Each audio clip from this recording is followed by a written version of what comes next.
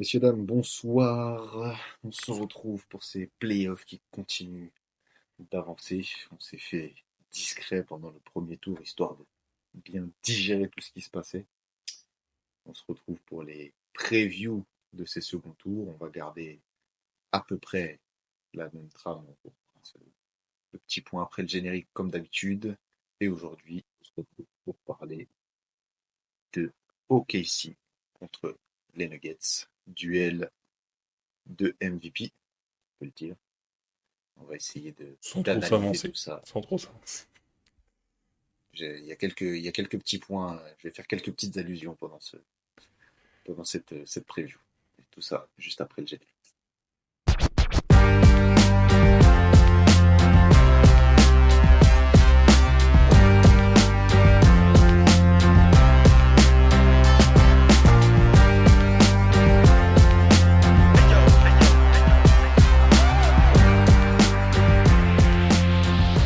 Donc, comme je le disais, série entre les deux finalistes de MVP, entre autres.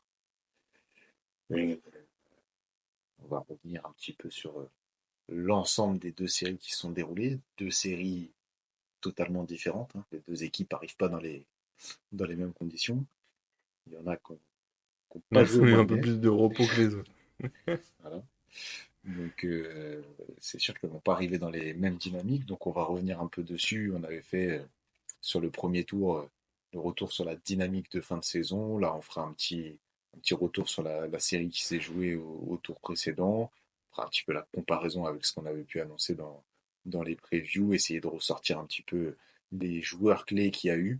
On accordera une petite minute de silence pendant laquelle on parlera, pour le coup, de l'équipe qui est C'est une éliminée. minute de silence assez particulière. Voilà, une minute de silence, un peu comme dans les stades de foot. Là où t'en as un Golemont qui profite toujours pour crier un truc débile.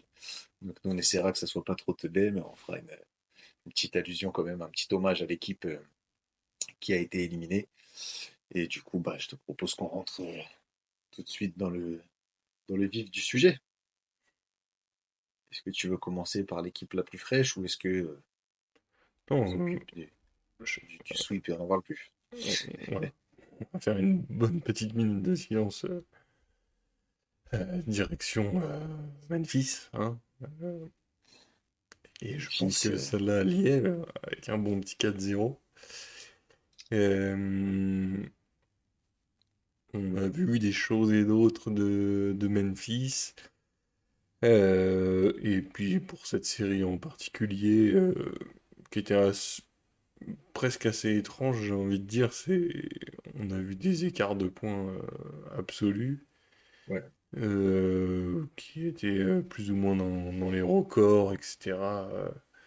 Le premier match notamment, et ensuite un match, quand je dis que la série était étrange, c'est un match où Memphis est devant d'une vingtaine de points et qui s'est rattrapé. Alors bon, et on a bien vu, hein, etc. Et même lui le dit, la blessure de Ja Morant, etc. ouais, justement. Je pense qu'on va pouvoir nuancer ce que lui a dit, qu'il y aurait eu beaucoup plus de victoires de Memphis, et, voire même si on l'écoute à passer un premier tour.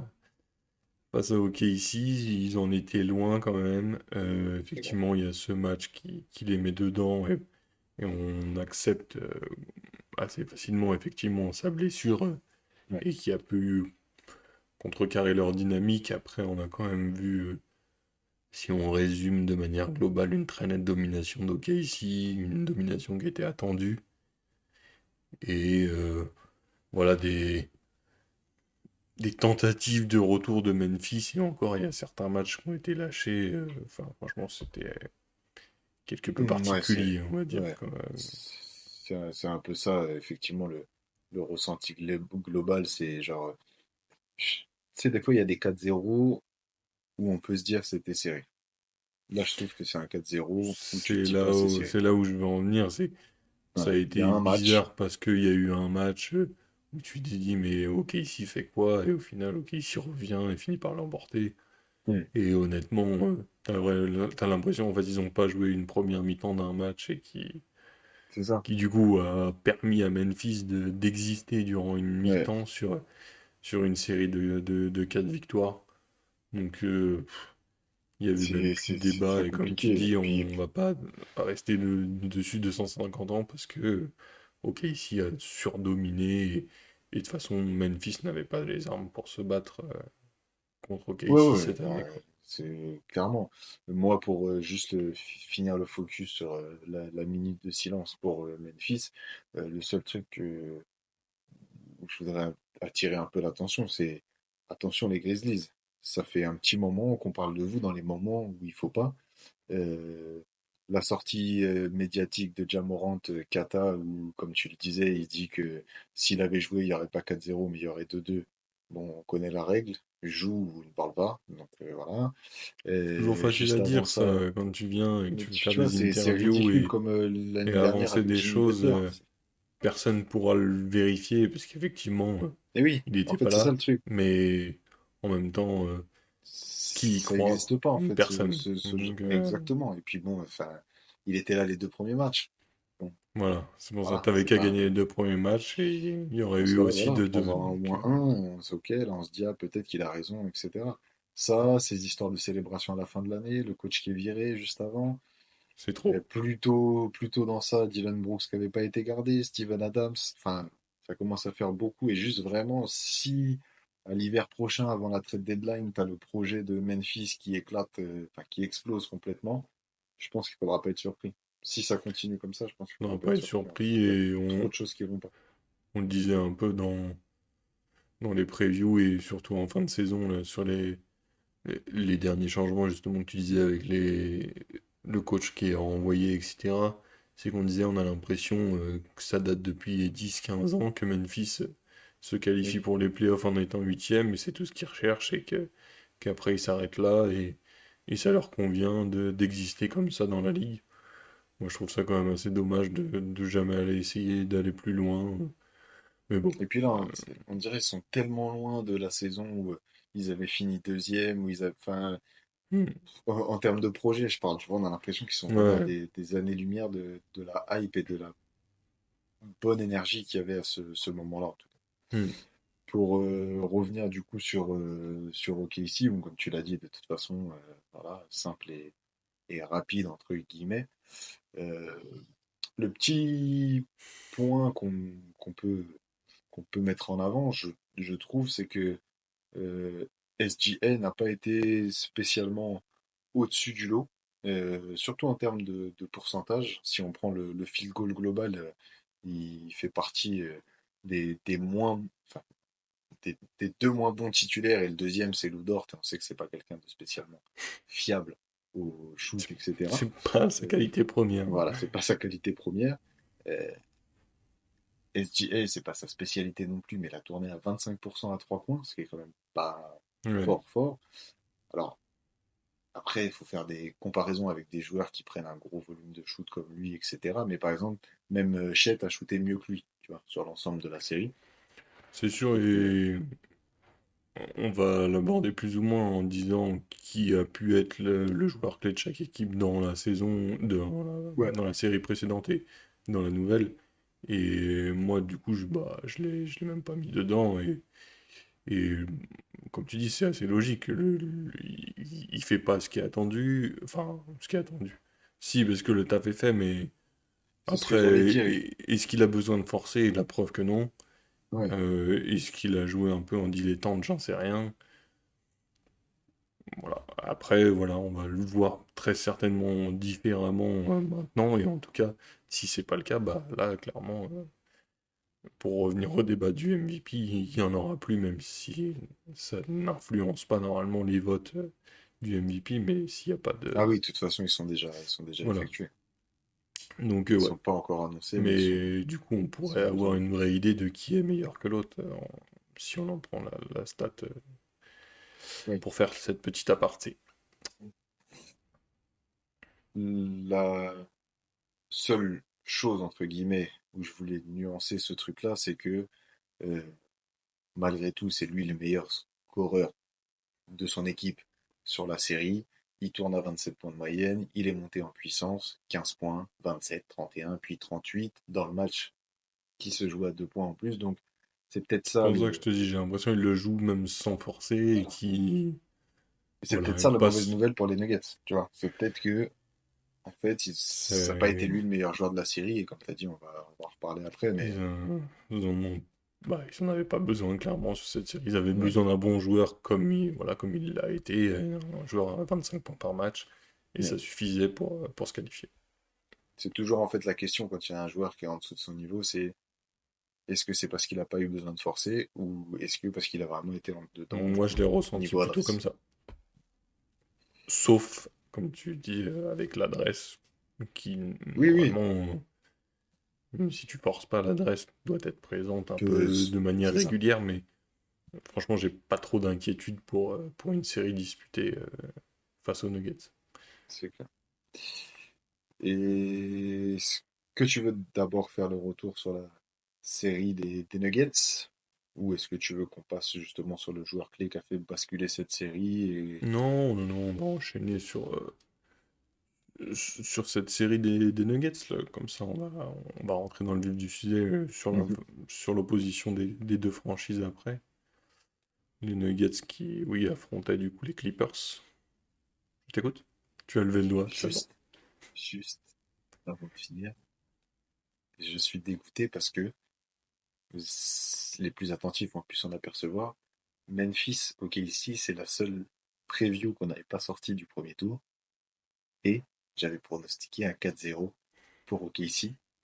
Du coup, vous n'avez pas de preuves, mais Vous j'irai n'avez au pas de moins les preuve. notes Si vous qui allez peuvent sur attester. Instagram et que vous avez les publications de C'est la fin du vrai, premier match, on a envoyé premier match, on avait en demandé disant que le en sweep route vers un était sweep. Exact. arrivé et du coup ça vous avez la date donc vous pouvez voir que qu'on Mais était dans je le ne fais vrai. pas le Jamorant. On n'a pas joué, je ne Non, parle pas. voilà, Je ne parle c'est pas. ça. Euh, donc on switch oui la série et une nouvelle fois Qui une s'est pas petite fini par un minute. sweep. Voilà, petite minute de silence, mais qui est enfin, moins Dramatique. importante, je sais pas, parce qu'ils sont quand même tout aussi déçus, voire plus déçus, parce que Plus eux, frustrant à mon avis, ouais, voilà, c'est clair. avaient plus de choses à jouer, et donc du coup, oui, c'est les Nuggets qui l'emportent en match 7 face aux Clippers. Mhm. Quelle série. Clippers, ouais, franchement, on l'avait pour le coup cette fois-ci annoncé dans Oui, les previews, ça disons c'est ça. sorti au moins. Euh, Ça, si vous voulez, vous pouvez aller voir. Je vous avais annoncé Mm. un 4-3 pour les Nuggets. Exactement. Et puis on avait dit Euh, que ça allait être en plus une et série voilà. serrée, bête de série, enfin vraiment. Pour le coup, vraiment, vous pouvez regarder. C'est comme si vous avez vu les 7 matchs si vous regardez les Ouais. 30 minutes de cette preview. Non, des petites choses sympas quand même. Des déceptions peut-être. De ton côté. Bah écoute, j'ai pas envie de faire ça, mais à un moment donné, il faut le faire. Game 7 Harden, Merci. On est Game d'accord. 7 Harden, ça rime, tu vois, ça va Même avec. si Evan Harden qui a Harden, plutôt fait Game un Game 7. 6 à 38 points et sur le reste, on n'est pas bon, James. Tes calculs sont pas bons, James. C'est- Non, ouais, c'est vraiment dommage pour les Clippers parce que justement, qui lui sort pour le coup d'une belle saison. Belle On, saison, début de série cohérente, on fait jouer son l'attendait équipe et tout. clairement là, quoi. Enfin, Non, vraiment. pour passer ce premier tour. Ils en avaient besoin. Ils ont eu un retour de Kawhi en forme. Les autres, un peu ce qu'on avait dit une nouvelle fois dans cette preview, ce que j'avais évoqué en role player, que ce soit les Nicolas Batum, les Batum, James est dans le Zubac, genre. même si, voilà, Batum, c'est, laisse tomber, t'as l'impression Zubat, c'est qu'il pareil, est quel comme aux travail Trailblazers. défensif. Zubac, une nouvelle fois, a nuancé le terme de role player, puisque c'en est plus un, c'est Ah ouais, devenu là, c'est de un ouf, joueur c'est principal, clair. et on l'avait aussi dit que, on l'avait nommé comme ça, mais c'était pas Mhm. vraiment ce qu'on voulait dire, c'était dans le sens où, en dehors des stars, on les attendait. Et ouais, peut-être la notion aussi de déception dans les role players, ce serait éventuellement Bogdanovic, Ouais, qui, qui fait pas trop pencher la balance envers les Clippers, c'est Pourcentage très dommage compliqué sur la série. quand ils rentrent en jeu, etc. Mais Ouais. après, sur l'ensemble de l'équipe, on a vu des Norm Powell à leur niveau. Comme on disait, Nicolas Batum au-delà même, je pense, de ses Ouais, je attentes. trouve que tu vois ce que tu avais dit au niveau effectivement des role players, mais en fait là, Batum, on est complètement là-dedans. C'est-à-dire que Hmm. c'est un mec qui va jouer au maximum 15 minutes par match le reste de la saison. Et puis d'un seul coup, parce que en fait il y a besoin de ça dans la série, bah, il se met à jouer 30 minutes euh, par match. Et en plus de ça, il est énorme, il est efficace. Vraiment presque la déception de cette série que j'ai, au-delà de la blague, ce n'est pas une, mais je veux dire, sur James Harden, c'est le game set en fait qui est décevant parce que c'est un Hmm. blowout, parce que James Harden Ouais, et met en 7 plus, il n'y a même points et pas eu fait suspense 25% dans au ce tir. match. C'est Ça tue un peu la fin de série qui était super ce intéressant. que j'allais dire. Que c'est épanché dans un sens ou dans un autre, c'est dommage pour cette série parce que On aurait voulu que ça soit aussi voilà, serré que la on aurait série en fait. voulu que que le match 7 soit tout aussi serré. On passe aux joueurs clés des Mhm. différentes séries. Ouais. Donc on vous l'a dit plus ou moins, on a sous-entendu que, enfin, pour moi en tout cas, que Shai Gilgeous n'a pas été forcément le joueur clé. Non. Euh, je sais pas si tu en as dégagé un en particulier, moi j'ai aimé de manière Ouais. globale le secteur intérieur d'OKC, même si on sait que Chet Holmgren est un intérieur moderne, si je peux dire, hein, Oui, oui, oui. qui joue beaucoup à l'extérieur, mais entre lui et Hartenstein, j'ai trouvé qu'ils ont fait la différence, oui et non, parce que c'était quand même une victoire collective, mais qui eux, ont quand même dominé cette équipe, et là où Memphis aurait pu avoir des Jared Jackson Jr. qui aurait fait la diff, Mm. ils ont pas influencé le jeu en leur faveur, Non. et c'est là que je mets le secteur intérieur d'OKC en avant Je, pour cette je, série. Je sais pas si du coup tu le comptes dans le secteur intérieur, mais en tout cas ça reste le front de courte et puis il a pas mal de passages en 4 etc. Mais moi enfin, je trouve que le joueur qui a dominé pour le coup cette série, c'est Jalen Williams. J'ai Euh, là quand je parlais, j'ai failli l'énoncer, c'est que comme tu dis ça, un 3, en fait, 4, c'est ce que 5, lui, enfin il bon, ça switch sur dépend, hein. tellement tous les postes Voilà. quand il joue à C'est- OKC. Et puis, comme on dit, bah, à chaque fois qu'Artenstein sort ou que Chet sort, du coup, lui, il occupe le poste 4 etc. Hmm. Euh, Là, pour le coup, enfin, lui, il a été le deuxième meilleur scoreur de son équipe. Euh, Gros volume aussi de shoot, hein, du coup. Mais bête de pourcentage, hein. Il a tourné à quasiment 65% à 2 points. Euh, et puis, je sais pas, on avait l'impression que, enfin oui, pour moi, je pense que c'est pas juste l'impression que ça a été lui le meilleur joueur de la série. En fait, si tu cumules les passes qu'il a fait avec ça, les rebonds qu'il a pris, etc. Hmm. J'ai eu En fait, ce qui m'a satisfait chez ce joueur, c'est que je me suis dit, ok, on a le Jalen Williams qu'on veut, c'est-à-dire le deuxième All-Star de cette équipe, que ça doit être, De toute façon, normalement, hein. c'est un peu ce qui est attendu avec la saison qu'il a faite, quoi. C'est Donc ça. c'est à lui, même, enfin, du coup, même devant Holgren, Ouais, parce que d'être plus là. d'expérience, Voilà. Et C'est, c'est censé être ça la hiérarchie. SGA en un, lui en 2, Chet hmm, en 3. Et pour le coup, bah, il a été à la hauteur de ça, et même plus, complètement. si on tient compte de ce qu'on dit, en se disant qu'il a potentiellement été au-dessus de SGA, au moins en termes de rayonnement sur la série, quoi. Donc ouais, je suis plutôt d'accord avec toi Complètement. sur l'ensemble des joueurs à mettre en avant sur cette série. Et avant du coup, de switcher complètement sur la série Thunder Nuggets, là, en termes de joueurs qui ont fait la différence pour moi, du coup, pour les Nuggets, puisque c'est eux qui sont passés, Ouais.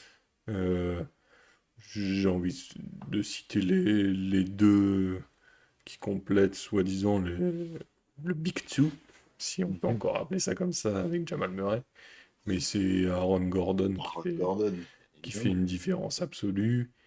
Et mentionner quand même Christian Brown qui a fait un boulot défensif sur James Harden. Tu le vois qu'il est collé aux chaussettes tout le long De de fou. la série. Donc, ouais, Et puis c'est c'est, eux deux je qui. crois en plus, si je dis pas de bêtises, c'est eux deux les deux meilleurs scoreurs du match 7 justement, C'est ça. pour Bah, Denver. franchement, enfin, ils ont été clairement mis en avant sur cette série. Ah ouais, clairement. Euh, et c'est une choix de coach, je sais pas, ou est-ce que ça s'est fait un peu naturellement, mais en tout cas.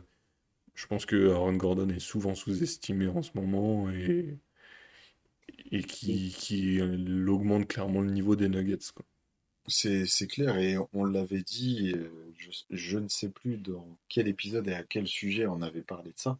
Euh, J'avais dit ce truc-là qui on avait fait réagir plusieurs. Bon, après, ça dépend de ce que tu appelles un role player, etc. Mais Hmm. moi, je réitère la tech de l'époque, c'est-à-dire que je pense qu'à l'heure actuelle, Aaron Gordon est le meilleur role player de NBA. En fait, le mec, Ah, franchement, si tu il prends fait le. toujours ce Oui, qu'il y a besoin de faire.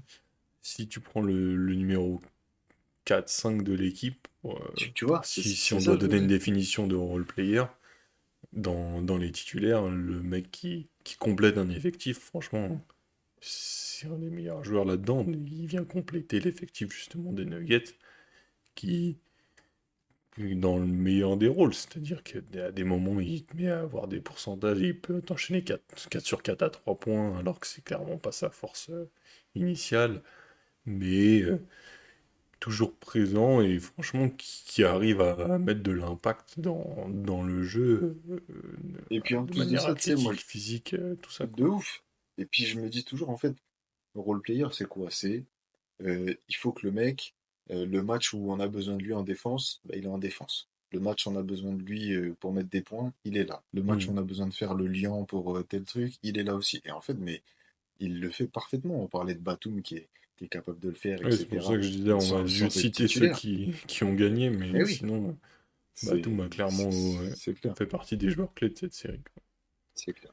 Mais oui, oui, effectivement, je garde Aaron Gordon vraiment en tête de ce truc avec Christian Brown, comme tu disais, qui vraiment Hmm. été énorme. Et c'était bien ça, tu vois, sur le dernier match, t'as Aaron Gordon qui finit à 22 et Christian Brown qui finit à 21, et qui sont devant tout le reste de l'équipe. Donc, vraiment bravo à eux d'avoir fait basculer cette série parce que je pense qu'ils y sont pour beaucoup, même si les joueurs les role players des Clippers ont aussi été connus. Tout à fait. Du coup, maintenant qu'on a fait le point sur les séries qui sont passées et qui nous ont amenés à cette demi-finale de conférence, on va reprendre l'ordre habituel de nos précédentes previews, c'est-à-dire vous donner un joueur clé, le coach auquel on confierait notre équipe, un événement et puis le pronostic. Donc on va commencer par le joueur clé, comme vous avez l'habitude maintenant, on l'a fait sur les précédentes previews, ça va pas forcément être le meilleur joueur, mais lequel est en mesure de faire basculer plus ou moins la série. Est-ce que tu as un joueur à avancer en priorité? Oui, tout à fait. Et ça va être assez banal, presque. Moi, j'ai mis SGA, comme on l'a évoqué bah, juste avant. C'est que, ok, ici, sa force collective, voilà, c'est eux qui ont gagné, c'est l'équipe qui a gagné. Si on doit mettre un joueur en avant et qui doit, du coup, cette série faire le taf, ça va être lui. Et une nouvelle fois, comme on vient juste de le dire, c'est que Christian Brown a réussi à faire un boulot défensif sur James Harden. Est-ce qu'il réussira, pardon, à faire la même chose sur un meilleur joueur actuel, euh, si on compare les deux? Je pense qu'il arrivera à le perturber, Mm. après à l'arrêter comme il l'a pu canaliser un James Harden. Je pense que ça va être moins évident et du coup Ouais. c'est là que ça pourra faire la différence. Et bah c'est bien parce que du coup j'aurais besoin de ne coller qu'un seul joueur en post-prod, mais et c'est bien pour deux raisons. C'est qu'on a pris le même joueur, mais pas spécialement sous le même angle. C'est-à-dire que, enfin, si quand même, parce que l'attaque, évidemment, ils vont avoir besoin de SGA, mais SGA, c'est aussi un bête de défenseur. Et du coup, je suis pressé de voir comment il arrive à assurer des deux côtés du terrain, c'est-à-dire en défendant un Jamal Murray qui, on le sait, en playoff peut être très fort. En plus, les deux Canadiens qui vont se retrouver à s'affronter, etc. Et donc, ne pas perdre cet apport offensif qu'il a, tout en s'occupant, à mon avis, ça sera quand même lui qui sera en premier rideau En première ligne sur peut-être, Jamal Murray. mais je m'interrogeais, est-ce qu'ils feront pas rentrer rapidement Gensdort ou Caruso. un Alex Caruso Ouais. pour justement limiter la dépense d'énergie défensive qu'il aurait besoin d'avoir. En Enfin, vrai, là j'avoue, c'est un peu une interrogation et on aura la non, mais réponse en vrai, bientôt, c'est mais possible parce que, comme, enfin, en tout cas sur le premier je tour, pense pas qu'ils vont modifier leur 5 de départ. non, Lugensdort a Euh, starté à chaque fois. Du coup, mm, il peut tout de suite s'occuper de Lui, Jamal voilà, Murray c'est ça. et Mais après, reposer, est-ce qu'ils entre vont faire guillemets, rentrer un SGA sur Christian Caruso Brown. Ouais. rapidement? Je sais pas. Mais peut-être que effectivement, je prendrais cette option-là, c'est-à-dire même si Christian Brown, on en a vu, il est capable de faire certaines choses, etc. Mais je veux dire, physiquement, SGA peut le tenir. À trois points, il n'a pas besoin non plus de se craquer parce que ça rentre pas à Hmm. chaque fois. Et mettre un Luguensdorf qui, en plus, physiquement, euh, va également gêner complètement les Canadiens aussi, en plus, Luguensdorf. Tout à fait. Il va avoir Voilà. du duel de sirop d'érable. Alors, On va l'hymne voir. du Canada, comme si on était à Toronto. Exactement. Donc voilà, le joueur clé, bah, au moins c'est réglé. Effectivement, c'est pas original, mais Pas SGA, original. vas-y, monte. On Et on est attention, désolé, mais il y a des moments où ça doit se- de ouf. Attention, attention. Je, j'ai- je sais pas si j'ai. Enfin, peut-être que oui, parce que j'ai des préférences pour certains joueurs, mais attention, chez Gijus, à ce trophée de MVP qui va être annoncé pendant la série. Hmm. Attention, tu reçois le trophée de MVP, mais tu sors et c'est Jokic qui fait passer Denver. Il y a des trucs, des fois au basket, le karma, enfin, tu vois comment ça se passe, le storytelling de la NBA, L'avenir c'est nous le très chaud. dira. C'est très chaud. Parce que s'il y en a un qui en a rien à foutre de récupérer son trophée de MVP pendant la D'autant série, plus qu'il l'a déjà eu. Et déjà, de manière initiale, je suis pas sûr que ce soit ce qui l'intéresse le plus. à suivre. Il va À falloir suivre. assurer. Si ça tombe pendant ce truc-là, parce que je pense que SJ va l'avoir, Oui, il y a de va fortes falloir chances. prouver. Ça ressemble à ça, en tout cas. C'est clair. Côté coach, cette fois-ci, comme d'habitude, on choisit le coach à qui on donnerait les clés de notre équipe si on était décisionnaire de ça. Euh, peut-être que ça va être un petit peu la même chose qu'au tour précédent pour le coach des Nuggets, c'est que on n'a pas tant de références que ça, et T'as pas tant de en plus de ça, tu as références, un on coach. demande qu'à prouver. Mais bon, là, c'est plutôt sur de l'intérim. Et puis, on a un coach un peu référencé, si je peux dire, maintenant, hein, avec Marc Daigneault. Bah ouais, quand même, Donc, qui depuis quelques saisons fait un super boulot, et puis qui, on sent quoi, qu'elle son équipe derrière lui, etc. Et tu vois, on n'a pas eu l'impression que c'était tout le temps le cas pour Adelman sur le premier tour. Il y a des moments où c'est Jokic qui demande des changements. Enfin, je sais pas. Je, enfin, je sais pas si du coup je sais qui je choisis, mais je suis pas convaincu pour l'instant par Adelman. Après, c'est normal, hein, t'es jeté dans la fosse aux lions voilà. à 3 jours des playoffs, voilà. Mais je pense qu'encore une fois, on aura le même, la même personne en tout cas Le en tant coach. que Tout à fait. coach.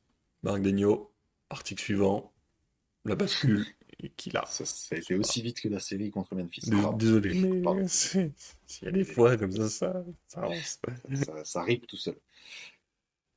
En termes de bascule, moi j'ai penché sur le secteur intérieur. Comme on a pu le voir là où le fait que quand les Nuggets perdent, c'est que Jokic n'est pas bon. Enfin, pas bon. Oui, pour On Jokic. s'entend dans le pas bon. Euh, Voilà, ils perdent quand il met 5 points en deuxième mi-temps, etc. Et justement, la présence de Zubac, comme on l'évoquait au début de cette preview, et une nouvelle fois aussi dans le début de cette preview, c'est que peut-être OKC a les moyens de ralentir euh, le niveau de Jokic avec Hartenstein, Jalen Williams. Peut-être. J'en suis pas convaincu. Je me dis qu'ils peuvent le ralentir. J'ai pas dit contenir.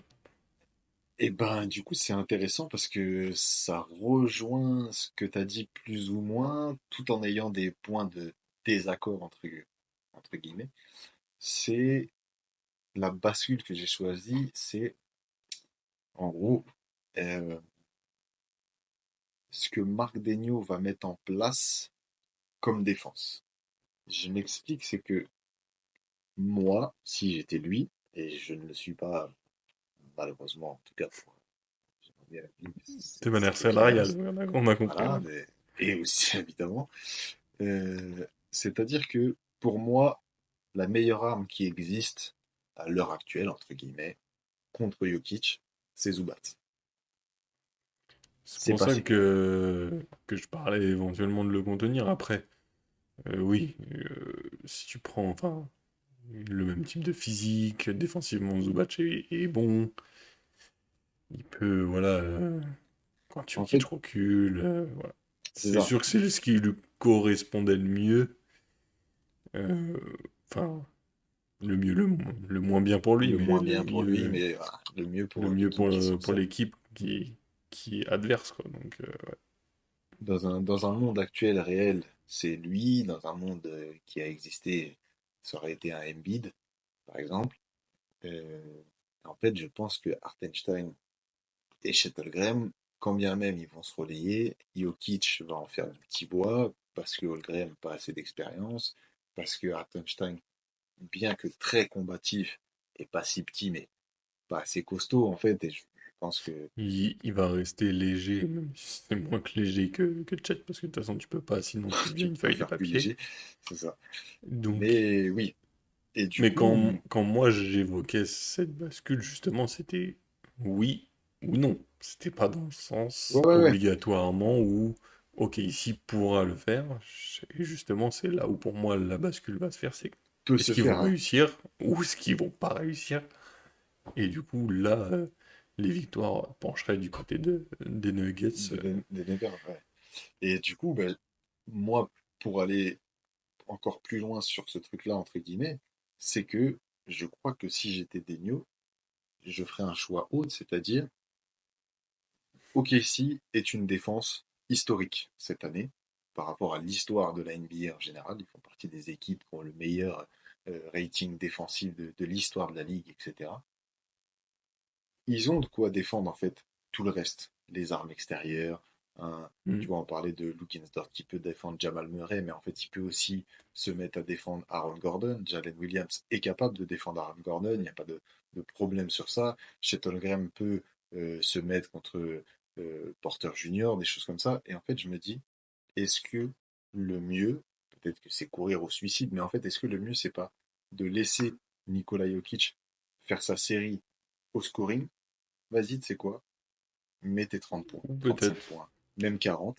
Mais par contre, tu coupes tout le reste. C'est-à-dire que aucun réseau. Jokic va mettre ses 35 points, mais en fait, Murray, il va jamais dépasser les 15 points. Porter, il va pas dépasser les 15 points. Et pareil pour le reste, tu vois. Et Et ils dans vont ce cas-là, en peut-être fait, s'orienter comme ça, effectivement. voilà, tu coupes complètement le reste de l'équipe et tu dis à Jokic, bah, on fait pas d'aide. Venez pas trapper, de toute façon, il trouve la passe. Donc ça sert à rien. D'ailleurs, Hartenstein, tu vas y aller au feu.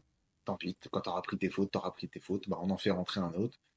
On fait le maximum ou le minimum, vous voyez ça comme vous voulez. Mais par contre, le reste de l'équipe est coupé de la balle hmm. et ils peuvent pas apporter, tu vois. Peut-être que ça peut être une solution. Et peut-être que c'est courir au suicide. Peut-être qu'il va mettre 45 points par match et que ça va être horrible de faire ça et qu'il faudra s'ajuster. Mais je pense que j'essaierai un truc un peu différent. Ouais, à voir, à voir. On verra comment, justement, notre coach élu va, va Toutes les s'adapter marques. à ce Nicolas Bon chance. Jokic. Mais il a le matériel. Et en tout cas, il peut essayer de trouver des solutions, effectivement. On passe au pronostic de cette série.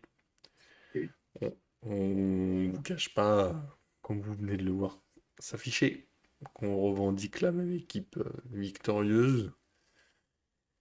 J'ai un petit peu moins d'optimisme. J'ai mis un 4-1 pour OKC contre un 4-2 pour toi.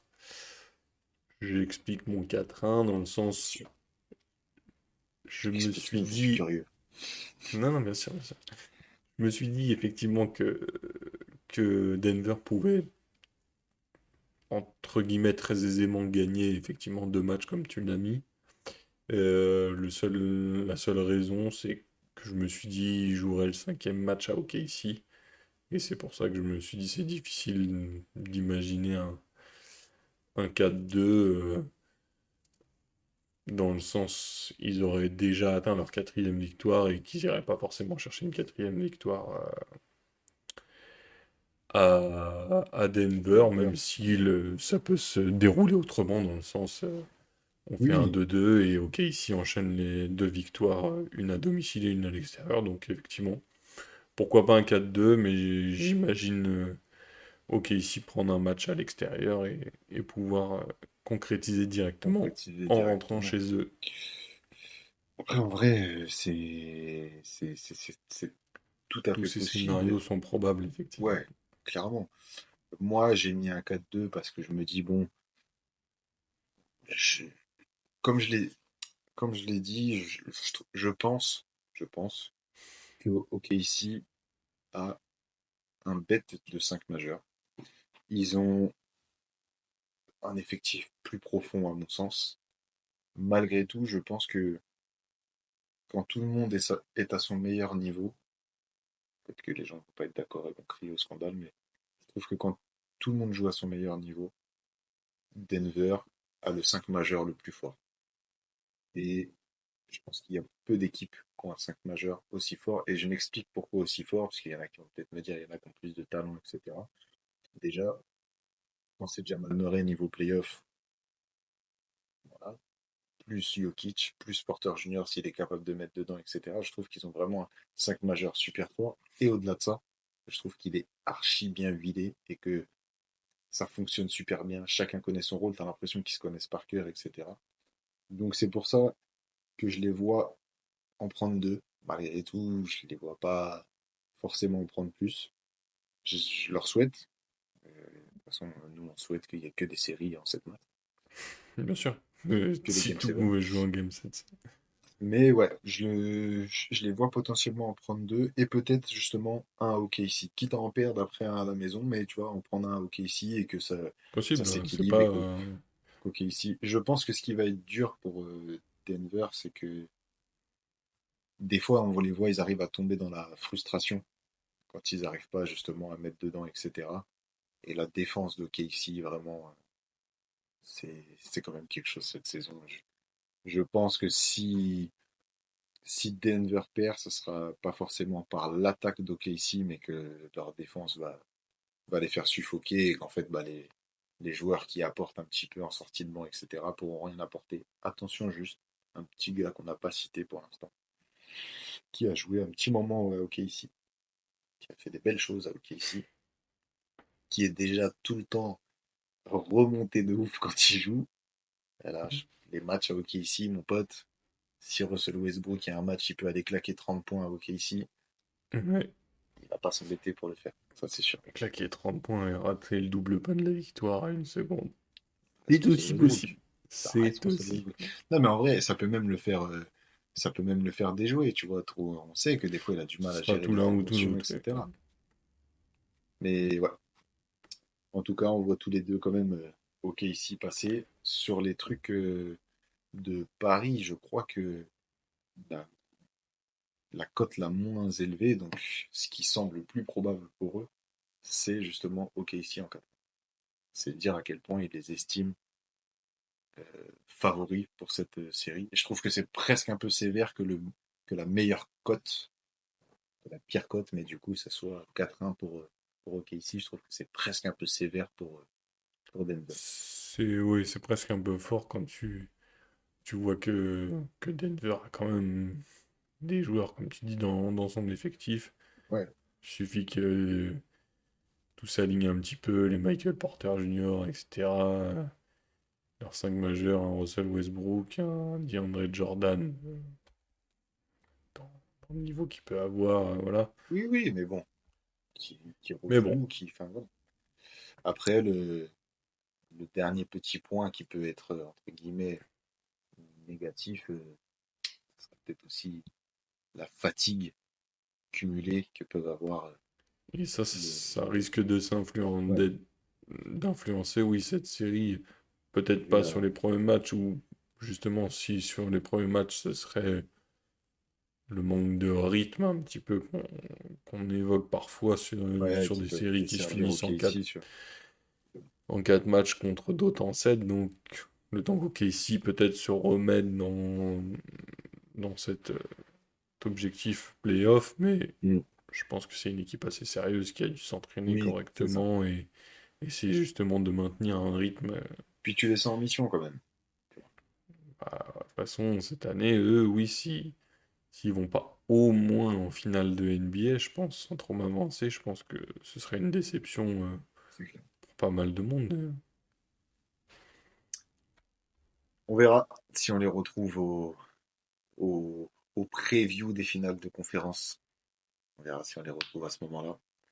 En attendant, on va continuer d'avancer parce que il y a d'autres previews à programmer et à sortir.